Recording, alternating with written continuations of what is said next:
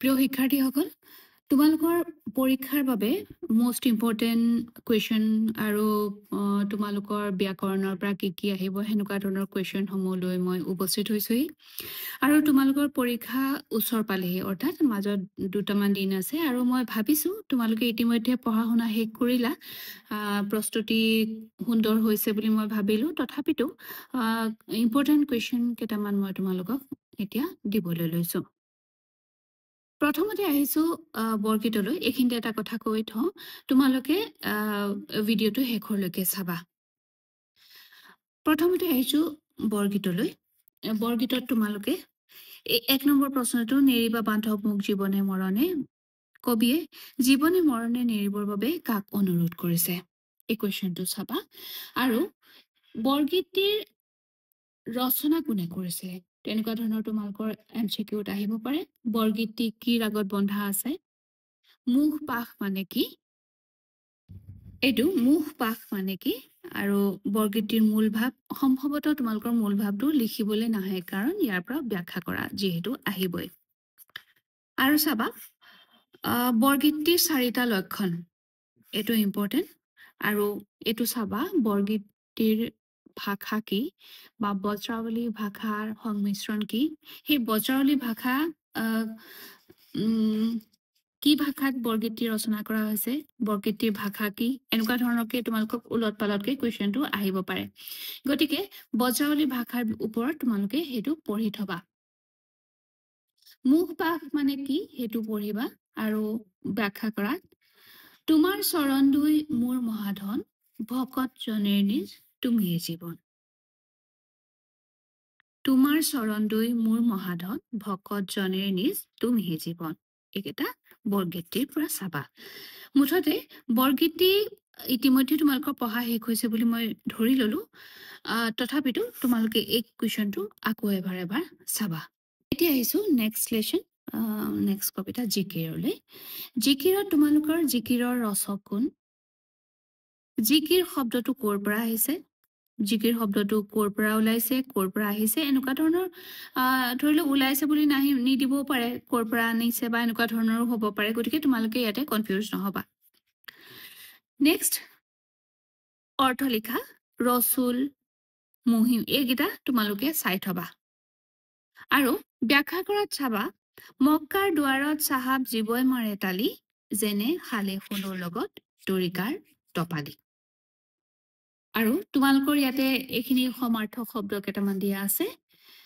চিন্তু, ঘাট, পিৰিতি, আসমান, দৰিয়া, পিয়া, বাট, ভেল, এইকেইটা তোমালোকে চাই থবা, কাৰণ তোমালোকৰ MCQত আহি যাব পাৰে। এতিয়া আহিছোঁ প্ৰশস্তি কবিতাটোলৈ। প্ৰশস্তি কবিতাটো কোনে ৰচনা কৰিছিলে, ৰঘুনাথ চৌধুৰী কি কবি বুলি জনা যায়। ৰঘুনাথ চৌধুৰী কবিতা পুথি দুখনৰ নাম লিখা। প্ৰকৃতিক কোনে সাদৰি আনিছে বুলি কবিয়ে কৈছে। মন্দিৰৰ উপেক্ষিত কি ফুলে প্ৰেম পৰিমল যচা বুলি কৈছে। এইকেইটা কুৱেশ্যন তোমালোকে চাবা, কাৰণ শ্বৰ্ট কুৱেশ্যন, গতিকে এইকেইটা তোমালোকৰ ইমান নহয়। গতিকে 1 নম্বৰৰ কাৰণে বা MCQৰ কাৰণে এইকেইটা আহি যাব পাৰে। ৰঘুনাথ চৌধুৰীক কি কবি বুলি জনা যায়, এইটো তোমালোকে মন দি চাবা। আৰু চাবা, মন্দিৰৰ উপেক্ষিত কি ফুলে প্ৰেম পৰিমল যচা বুলি কবিয়ে কৈছে। তোমালোকে এইটো জানাই, মন্দিৰৰ উপেক্ষিত ৰবাব ফুলৰ কথা তোমালোকে জানাই, গতিকে ৰবাব ফুলৰ কথাটো কৈছে। ইয়াৰ ব্যাখ্যা কৰা তোমালোকে চাবা, উঠে তৰু শিৰে শিৰে বন বিহংগৰ, চন্দ্ৰভৰা সুমধুৰ দান, জল স্থল অন্তৰিক্ষ সকলোতে যেন দেৱতাৰ মহা অভিযান। আৰু উঠা সেই ঋত্বিক ধ্যানী অমৃত পুত্ৰ, উঠা যত মুক্তি পথযাত্ৰী। কবিয়ে কিয় এনেদৰে আহ্বান জনাইছে বুজাই লিখা। এইটো ইয়াৰ শব্দ অৰ্থকেইটা, কিখলয়, চিত্ৰহাৰী, অন্তৰিক্ষ, শ্ৰন্দাল। এইখিনি মই তোমালোকক দিছোৱে। কিখলয় কুঁহিপাত, চিত্ৰহাৰী মন প্ৰাণ হৰি নিয়া, অন্তৰিক্ষ, অন্তৰিক্ষ মানে আকাশ, যাক পৃথিৱীৰ আৰু সূৰ্যৰ মাজত দেখা পোৱা যায়, ত্ৰন্দাল শ্ৰান্ত ক্লান্ত টোপনি যোৱা অৱস্থাটো। ইয়াৰ সমাৰ্থক শব্দকেইটাও চাবা। সমাৰ্থক শব্দ তৰু, গছ, বৃক্ষ, মুক্তি, বন্ধ বা পৰাধীনতাৰ পৰা মুকলি হোৱা। সুমধুৰ, বৰ মিঠা বা শুৱলা। এতিয়া অভিযান মানে হৈছে অভিযানৰ তোমালোকৰ সমাৰ্থক শব্দ তোমালোকে লিখিব পাৰা।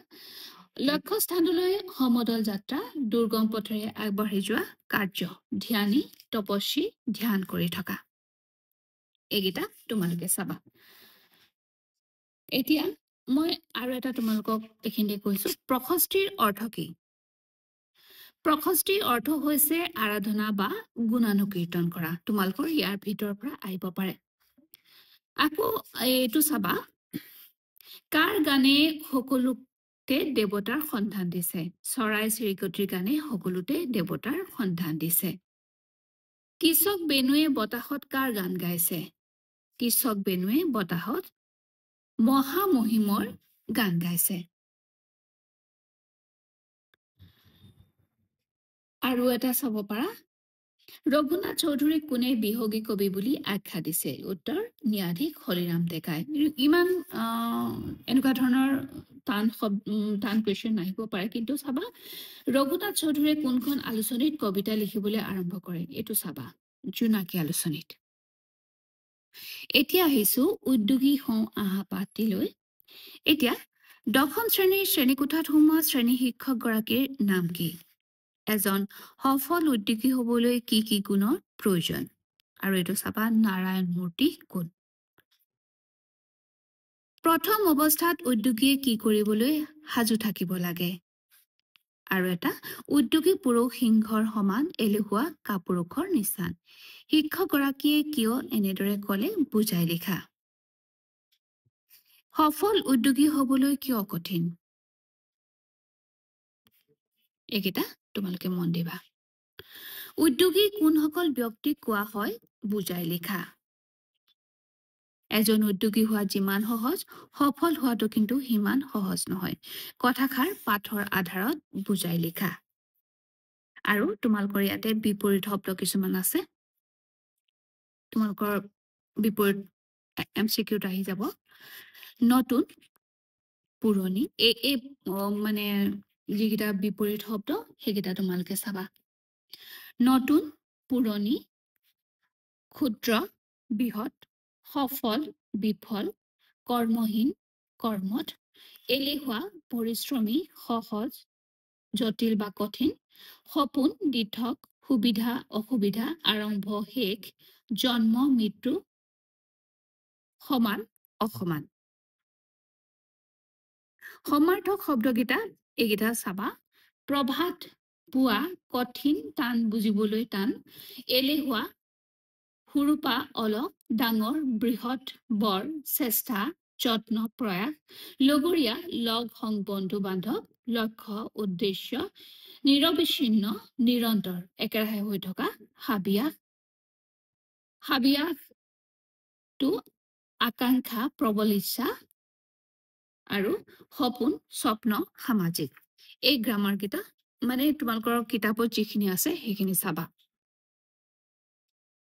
অসমৰ জনগোষ্ঠীৰ গাঁথনি আৰু সংস্কৃতি ইয়াত। ত্ৰয়োদশ শতিকাত অসমলৈ অহা বহিৰাগত গোষ্ঠী কোনটো? কিহে অসমীয়া জাতিক অধিক কটকটীয়া কৰিলে? সকলোকে বান্ধি থোৱা এনাজৰীডাল কি আছিল? অসমীয়া জনগোষ্ঠীৰ ধাৰক বুলি কোনসকলক বুজা যায়? এইটো চাবা, কিমান চনৰ পৰা কিমান চনলৈ অসমৰ বিদ্যালয়ত বঙলা ভাষা চলিছিল। চাহ উদ্যোগৰ কৰ্মীসকল কোন? তেওঁলোকে ক'ৰ পৰা অসমলৈ আহিছিল? অসমৰ পুৰণি সাহিত্যৰ সম্বলবোৰ কি কি? এই বস্তুটো মই আগতেও তোমালোকক দিছো, এইটো চাবা। এটা সংমিশ্ৰিত সংস্কৃতি সম্পন্ন জাতিয়ে ইয়াক নুই কৰাৰ কোনো যুক্তি তৰ্কৰ অৱকাশ নাই। ইয়াত লিখকে কাক আৰু কি সংস্কৃতি সম্পন্ন জাতি বুলি কৈছে? নুই কৰাৰ কোনো যুক্তি তৰ্কৰ অৱকাশ নাই বোলা কথাষাৰ সত্যতা বিচাৰ কৰা। ইমান দীঘলীয়াকে তোমালোকৰ নাহিব পাৰে, কিন্তু এটা সংমিশ্ৰিত সংস্কৃতি সম্পন্ন জাতি, ইয়াক নুই কৰাৰ কোনো যুক্তি তৰ্কৰ অৱকাশ নাই। লেখকে কিয় কৈছে এনেকুৱা ধৰণেও আহিব পাৰে। তাৎপৰ্য ব্যাখ্যা কৰা। দেখা যায় সকলোকে বান্ধি থোৱা এনাজৰীডাল আছিল অসমীয়া ভাষা। এয়া আছিল দিয়া লোৱা আৰু এৰা ধৰা ব্যৱস্থা। কাৰণ ইজনে সিজনৰ যিবোৰ সংস্কৃতি খাদ্যাভ্যাস ল'লে সেই কথাটো ইয়াতে লিখিলেই হ'ল। ইয়াণ্ডাবু সন্ধি কেতিয়া আৰু কাৰ কাৰ মাজত হৈছিলে সেইটো এটা চাবা। আৰু চাবা পূব পাকিস্তানৰ বৰ্তমানৰ নাম কি? ভাৰত কেতিয়া স্বাধীন হৈছিল? এই তোমালোকৰ ভিতৰৰ পৰা কুৱেশ্যন আহি যাব পাৰে। অসমত কেতিয়াৰ পৰা ৰেল চলাচল আৰম্ভ হয়? অসমৰ চাহ উদ্যোগৰ অপৰিহাৰ্য কৰ্মীসকল কোন? চাওতাল, কুৰ্মী, এইখিনি এইখিনি কথা লিখিবা। বৌদ্ধ ধৰ্মৰ মূল মন্ত্ৰ কি? বৌদ্ধ ধৰ্মৰ মূল মন্ত্ৰ হৈছে অহিংসাই পৰম ধৰ্ম। গতিকে তোমালোকে এই লেচনটোৰ পৰা এইখিনি চাবা। এতিয়া আহিছো অৰণ্য যাত্ৰা পাঠটিলৈ। পল আৰু পাহি কোন কোন শ্ৰেণীত পঢ়ে? বিদ্যালয়ৰ অষ্টম আৰু নৱম শ্ৰেণীৰ শিক্ষাৰ্থীসকলক কোনখন অৰণ্যলৈ নিয়াৰ সিদ্ধান্ত লৈছিল? প্ৰকৃতিৰ কোনবোৰ সুন্দৰ নিয়মে পাহিক আকৃষ্ট কৰিছিলে? লৰ্ড কাৰ্জন কোন? মহিচন্দ্ৰ মিৰি কোন? কাজিৰঙাৰ বিশ্ব দৰবাৰত চিনাকি কৰাই দিবলৈ তেওঁ কেনে ভূমিকা লৈছিল? এই পাছৰখিনি নাহিবও পাৰে। মহিচন্দ্ৰ মিৰি কোন বা তোমালোকক যিহেতু মানে খুব চমুকৈ লিখিবলৈ আহিব, গতিকে এনেকুৱা আধাটো আহি যাব পাৰে। কাজিৰঙালৈ যাত্ৰা কৰি কি কি বিশেষ শিক্ষা লাভ কৰিলে বুলি শিক্ষাৰ্থীসকলে শিক্ষক শিক্ষয়িত্ৰীসকলক অৱগত কৰিলে? এইখিনি তোমালোকে চাবা। আৰু পাঠৰ পৰা তোমালোকে চাবা অৰণ্য যাত্ৰাৰ পাঠটিৰ লেখকৰ নাম কি সেইটো শুদ্ধকৈ লিখিবলৈ যত্ন কৰিবা। আৰু অনুৰাধা শৰ্মা পূজাৰী কৰ্মজীৱন আৰম্ভ কৰিছিল বা ক'ত কৰিছিলে, বা এনেকুৱা আহিব পাৰে অনুৰাধা শৰ্মা পূজাৰীয়ে সম্পাদনা কৰা মাহেকীয়া আলোচনীখনৰ নাম কি? এতিয়া অনুৰাধা শৰ্মা পূজাৰী কেতিয়া কি উপন্যাসৰ বাবে অসম সাহিত্য সভাৰ কুমাৰ কিশোৰ সোঁৱৰণী বঁটা লাভ কৰে? এইটো তোমালোকে জানে, চাহেপুৰা বৰষুণৰ কথা। অনুৰাধা শৰ্মা পূজাৰীয়ে কেতিয়া ৰেনেচা বঁটা লাভ কৰে? ৰেনেচা অসম বঁটা অনুৰাধা শৰ্মা পূজাৰীয়ে 2013 চনত ৰেনেচা অসম বঁটা লাভ কৰে। এইখিনি তোমালোকৰ আছিলে লেচনৰ মষ্ট ইম্পৰ্টেণ্ট কুৱেশ্যন। তোমালোকে এইখিনি ভালদৰে চাবা। এতিয়া মই আৰু কেইটামান তোমালোকক দিবলৈ লৈছো। গল্প লিখনত তোমালোকে ভেড়াৰখীয়া ল'ৰাটোৰ বিষয়ে চাব পাৰা। ইয়াৰ নীতি শিক্ষা বা এনেকুৱা ধৰণৰ গল্প। মুঠতে মই তোমালোকক এইটো ক'লো যে গল্পৰ ভিতৰত তোমালোকে ভেড়াৰখীয়া ল'ৰাজনৰ কাহিনী, এই যে মিছাকে কৈছিলে গাঁৱৰ মানুহক বাঘ ওলাইছে বুলি, সেই গল্পটো চাব পাৰা। ৰচনাৰ ভিতৰত ছাত্ৰ কৰ্তব্য, তোমাৰ প্ৰিয় গ্ৰন্থ, ভ্ৰমণ কাহিনী। প্ৰতিবেদনত শিক্ষক দিৱস, সৰস্বতী পূজা। ভাৱ সম্প্ৰসাৰণত তুলসীৰ লগত কল্পতৰুৰ মূৰ্তি, নাও বুৰিলেও টিঙৰ পৰা ননমা। লোকলৈ বুলি ফুলপুতি নিজে মৰে ফুটি।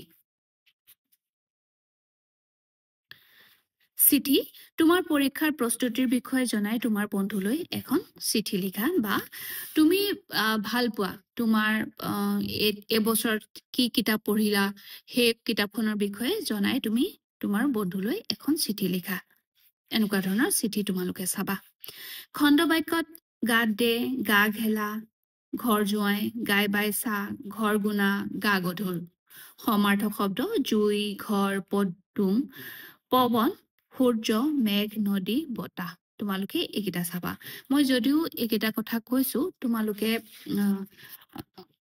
যিমান পাৰা সিমান খৰচি মাৰি এই লেখকৰ পৰিচয়টো খৰচি মাৰি পঢ়িবা, কাৰণ MCQ আমাৰ তাৰ পৰাই আহিব। গতিকে মই আৰু আগতেও কৈছো যে চিঠি যিকেইটা পৰ্চন মানে যিকেইটা ভাগ, যিকেইটা ফৰ্মুলা আমি কেনেকৈ লিখিব লাগে, সেইকেইটা লিখিলেও তোমালোকক মাৰ্কছ দিব। কাৰণ ভিতৰখিনি তোমালোকে সেই যিটো উদ্দেশ্যে লিখিব দিছে, ধৰি লোৱা তোমালোকে ভাবিছা যে বাক্যটো ভুল হ'ব পাৰে নেকি, কিন্তু তোমালোকে শুদ্ধকৈ সেই ফৰ্মুলাকেইটা লিখিবা, তেতিয়াও তোমালোকক নম্বৰ দিব।